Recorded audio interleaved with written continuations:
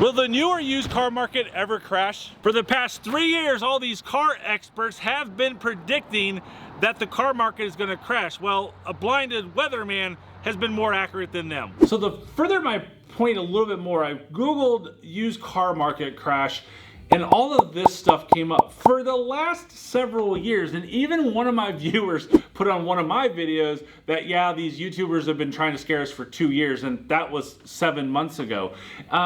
Why?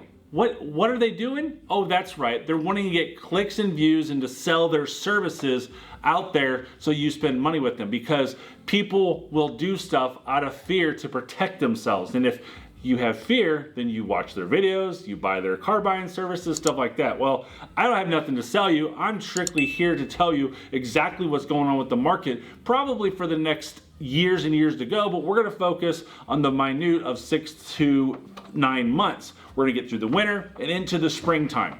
First of all, let's talk about the big thing that's happening right now. We just got pummeled with 2 hurricanes. Florida, Georgia, North Carolina, Tennessee definitely got hit real hard. And those are going to take out a lot of cars. We don't know those estimates yet, but Hurricane Harvey took out 500,000 cars, and it took us a long time to recover for that. And we were in a completely different market, so to speak, of what we are in now. We still have shortages. We still have demand issues. It's all absolutely crazy. So these hurricanes are going to just stack on top of the 2020 crisis, the everything crisis, the supply and demand crisis, the semiconductor crisis, and then we're going to see issues with quality control. I said this back in 2020. We can go back and find one of the vehicles.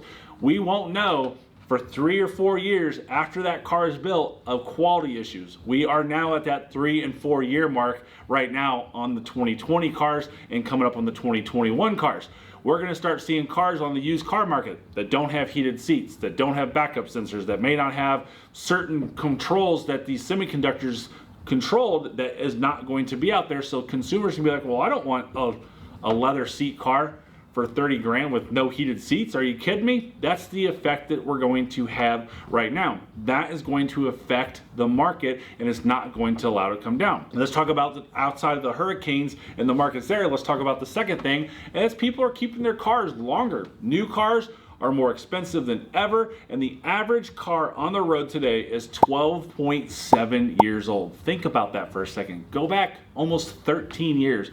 What were the cars like 13 years ago? How cheap were they 13 years ago, right? People are holding onto their cars because they know that they have got a good car for quality, number one, and two, it's not costing them much money to drive, so they're being a little bit more scarce of what they want to do with their money towards the cars.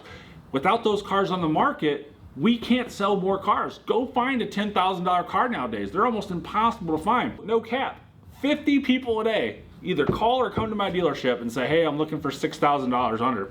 If I had 1,000 $6,000 cars right now and they were reliable, dependable, I'd sell them in a week. It literally would go that quick. Just, they don't happen. It's not out there. The cheapest car on the road that you can buy today from a manufacturer is $18,000. That's a Nissan Versa. Has a manual transmission. So comment down below, can you drive a manual transmission, or would you buy a manual transmission in your current situation? Most of you are gonna say no. If you go to automatic, we're $19,500. That's approximately about a $400 car payment on a cheap car.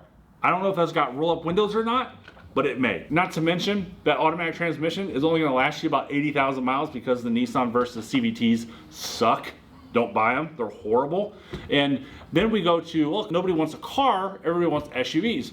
Well, subcompact SUV is the cheapest out there, and I have trouble fitting in them. My wife, who's 5'3", no way can she fit kids in there if we had kids, because those are $21,295, and that's a Hyundai Venue. Subcompact SUV for 21 grand. Absolutely insane.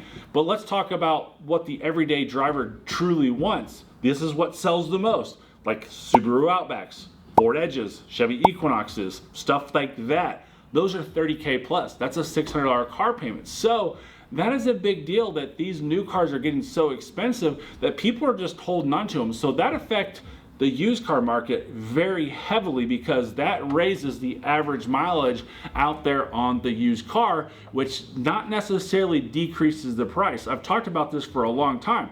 There's three main things that value a car: year, make, and miles. Those three things do it. When we have old cars with high mileage, traditionally speaking, that price should go down. It's not happening, and it's not gonna happen anytime soon in this current market. Before I get to the next tip, it's that time of year again. This was the amount of toys you helped donate in 2022. And in 2023, you made it even bigger. Now, let's make 2024 our best year yet. If you want to help a child smile this Christmas, send us a toy for the Toys for Tots donation box here at Mike's Car Store. The address is in the description, and together we can make a huge impact in a child's life. Let's talk about inflation. Obviously, that's been a big topic out there of everything over the last few years of inflation. The rising cost of everything is especially impacting the insurance companies because they're just totaling out cars. Why do they want to put someone in a loaner car for 3 months? Why do they want to do that? How much is a rental car at $26 a day or $40 a day or $60 a day for 90 days? How expensive is that? That's crazy, right? There's no way it's profitable on that. These big conglomerates make foolish decisions, so they just total the cars out. That means that that car, even with a bad Carfax, is not on the market to be sold at a retail price, because every time that we have a rebuilt, rebranded title, that value of that car is 50% less. I know there's people are going to be out there like, oh, no, it's not. It is 100% of the time. Go try to trade in a rebuilt title car to a dealer and see what it's worth. On the private market, there's all sorts of morons out there who's like, hey, I'm saving 10 grand, I'm good to go. That's their justification. I'm saving 10 grand over a vehicle with like miles, like year, like situation, and they think that that's a good deal when ultimately it's not, because they go try to trade it in and they find out. Another issue is the high demand for these $15,000 to $30,000 price vehicles, because that's what's affordable to people right now. You're talking that's a $300 to a $600 car payment. The average new car payment today is $734. $734.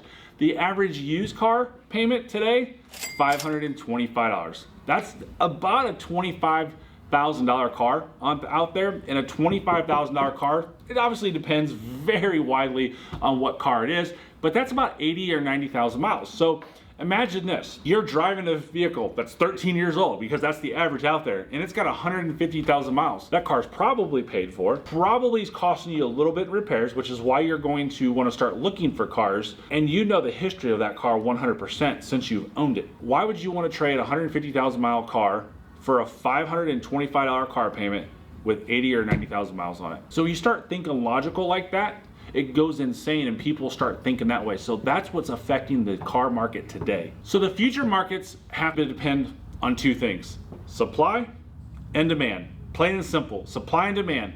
Over the next 9 months, we're gonna be coming through the winter months, we're gonna be coming through the spring months, and coming back into summer for the summer selling season. The winter is gonna be a little steady. We're gonna see it fall just a little bit, not much. And then come springtime, when people are coming out of their hibernation from being in the winter slump, March, April, we're gonna see things going back up. It happens all the time. I think Corvettes are gonna fall heavily. Corvette's taking a big hit right now.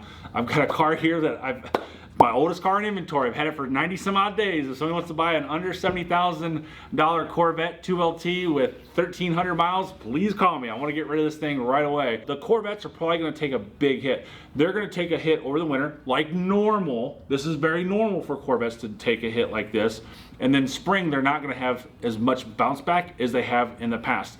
C7, C6, good luck. They're going to stay steady all day long. Trucks, SUVs, they're going to stay high. They're going to stay way high because everyone wants a truck and SUV right now. I sold my truck 6 months ago at recording this video, and I kind of regret it. I got an SUV, I don't like it, so my wife's gonna drive it. That's what's gonna happen. We're gonna see used trucks go up in price a little bit, but those sub $20,000 price trucks, never gonna be found. Almost impossible. It's so crazy to think out there. Another thing that I see a lot of people is looking for $20,000 cars. You're looking at Yukon XLs, Suburbans, Expeditions. You're gonna have to spend 35 grand to get a nice one, and most likely get up into the $45,000 range to $50,000 range to be under 50,000 miles.